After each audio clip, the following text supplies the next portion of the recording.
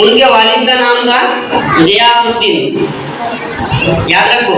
उनके वालिद का नाम रियासुद्दीन और उनके वालिदा का नाम, वो मशहूर थी बीबी माहिरुन के नाम से, मशहूर थी किस नाम से? बीबी मशहूर माहिरुन के नाम से। और उनका जो नस्ल है, बोले तो उनका जो पैदावार, उनके अब्बू के अब्बू, उनका जो सिलसिला है, उनके अब्बू की तरफ से आते हैं वो किससे?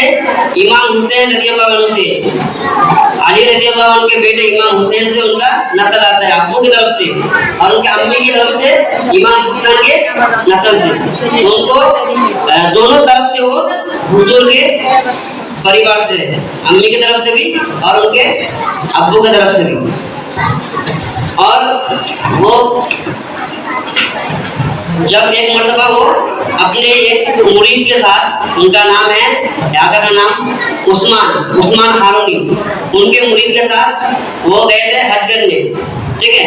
वहाँ पे हज वगैरह किए। हज वगैरह करने के बाद वो जब हुजूर के रोज़ा के पास पहुँचे और वहाँ पे उनकी दुआ वगैरह की, तो हुजूर के मकबरा से उनके लिए आवाज आई, ए मोइनुद्दीन, तुम्हारी दुआ हम कबूल किए। फिर और उनको एक बशारत मिली वहाँ पे कि तुम हिंदुस्तान जाओ और हिंदुस्तान तुम्हारी विलायत में है।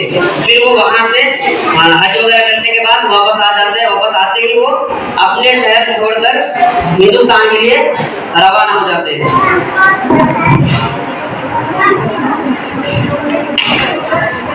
फिर हिंदुस्तान आने के बीच में बहुत सारे जो वलीउल्लाह के उनके ज़माने में उनके साथ मिले, उनसे इल्म वगैरह हासिल किए, उनसे बहुत सारे फैज़ हासिल किए। फिर उनकी आमद ईरान वगैरह से होते हुए पाकिस्तान लाहौर में हुए। लाहौर में वो कुछ दिन रुके, वहाँ पे इल्म वगैरह हासिल किया। वहाँ से होने के बाद फिर सबसे पहले दिल्ली में आते हैं।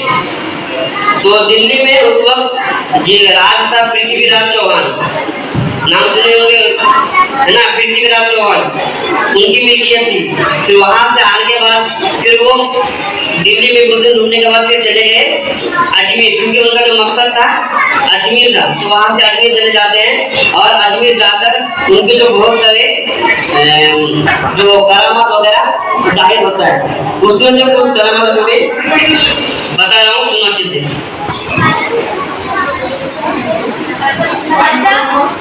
एक मरतबा वो एक रेगिस्तान से, मतलब अजमेर में तो राजस्थान में है और राजस्थान में ज्यादा रेत वगैरह है।